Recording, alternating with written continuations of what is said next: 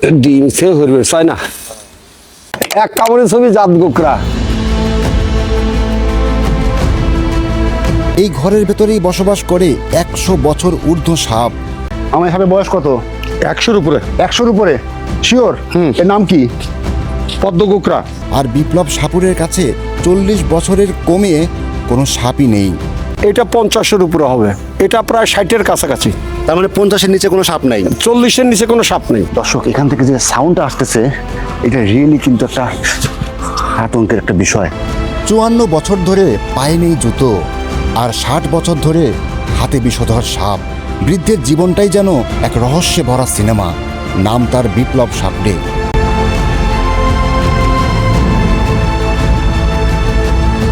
আজকের এই ভিডিওতে দেখবেন কেমন সেই রহস্যময় বাড়ি, কিভাবে তিনি বিষধর সাপ ধরেন, আর কেনই বা 54 বছর ধরে একজন মানুষ খালি পায়েই কাটিয়ে দিচ্ছেন পুরোটা জীবন।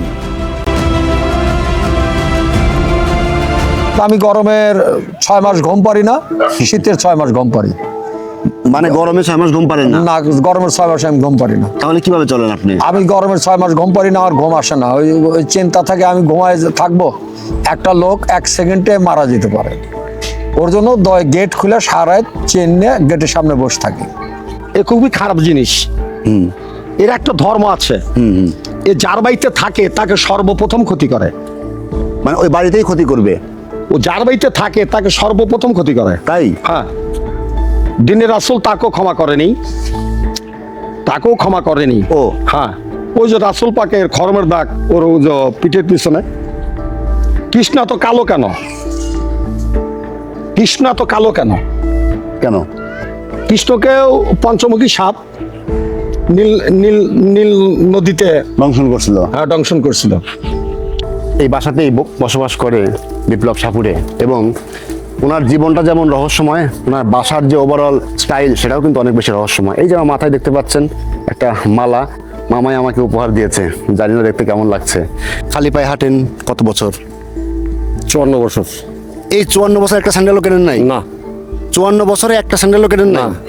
ওগুলো আমার ছোয়ারও জন্য, পায়ে দেওয়ার জন্য। আপনি যখন দূরে দূরে যান আমি যেখানেই যাই খালি পায়ে যান? হ্যাঁ, আমি সংসদ ভবন থেকে সাপ ধরছি, সংসদ ভবনে খালি পেয়ে গেছি। সংসদ ভবনে খালি পায়ে গেছে? হ্যাঁ। এই ঢাকাতে? ঢাকাতে। কি বলেন? আমি সোনারগাঁ হোটেলে গেছি খালি পায়ে, শেরাটনে গেছি খালি পায়ে। কখনো এই স্যান্ডেল পরেন নাই? না। মানে এটার কারণটা কি, মাহাত্ম্যটা কি আসলে? আমি যে যার নাম জুপি, এই পৃথিবীতে যিনি সৃষ্টিকর্তা আল্লাহ, জি। আল্লাহর একজন পেয়ারা বান্দা, তার নাম রাসূল পাক। জি আমি রাসূল তরিকার লোক। জি। কারণ রাসূল আমার বাবা শুয়ে আছে মাটির নিচে। কোথায় শুয়ে আছে? মাটির নিচেই তো শুয়ে আছে।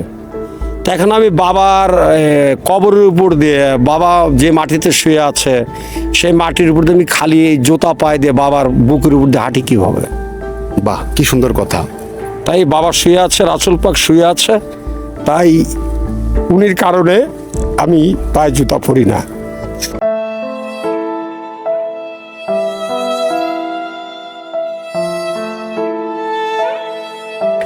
এই বাসার একটা জায়গাও আপনি ফাঁকা পাবেন না যেখানে কোনো গবাদি পশু নেই। এই দেখেন আমার পেছনে কিন্তু ছাগল, ওদিকে গরু, এটা ছোটখাটো একটা গোয়াল ঘরের মতো। এই সাপটার বয়স 70 বছর। 70 বছর। এবং এখানে ডিম পারছে 42টা। ডিম পারছে কতগুলা? 42টা। 42টা ডিম পারছে? হ্যাঁ। আরে বাপ রে বাপ।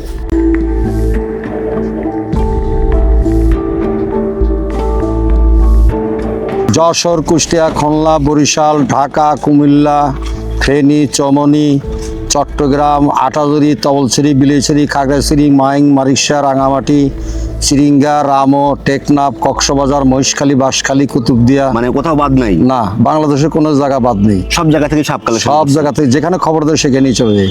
আপনার কাছে এই মুহূর্তে সাপ আছে কতগুলা? আমার কাছে সাপ আছে এই মুহূর্তে 84টা। 84টা সাপ? মানে আপনার বাসা আছে। এগুলো কি কাজে লাগে? এগুলো মানুষের যে রস বাতে পাও মাও ফুলে যায়, সেইগুলো চিকিৎসা করি।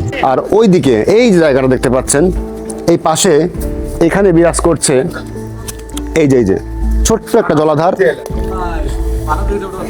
এবং এই ছোট্ট জলাধারেই বসবাস করতেছে প্রায় 20 থেকে 25টার মতো মাগুর মাছ। এখানে অ্যাপ্রক্সিমেটলি প্রায় 100-র মতো কবুতর আছে। তারা প্রত্যেকেই স্বাচ্ছন্দ্যে সানন্দে এখানে নির্ভয়ে বসবাস করে।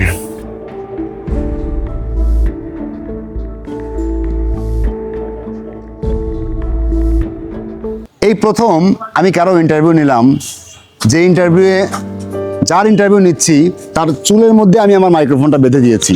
এই দেখেন, এমন অভিজ্ঞতা আমার জীবনে এই প্রথমই হলো। মামার চুল, তার দাড়ি, তার কথা বলার ধরন, পোশাক পরার স্টাইল, সব কিছুর মধ্যে একটা রহস্য, একটা বৈচিত্র্য এবং একটা ভিন্ন কিছু দেখানোর একটা প্রবণতা কিন্তু আমরা সবসময় দেখতে পাই। এইরকম আলোকিত মানুষ, এইরকম সংগ্রামী জীবন আমি আমার জীবনে খুব কমই দেখেছি।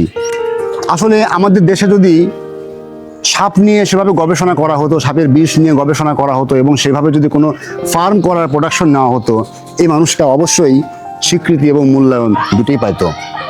মামা ভিডিওর মধ্যে একটা কথা বলেছেন যে তার এখনো পর্যন্ত জীবনে যে জীবন শক্তিটুকু আছে, সেই জীবন শক্তিটুকু উনি সাপের প্রোডাকশনে, সাপের ফার্ম তৈরিতে ব্যয় করতে চান।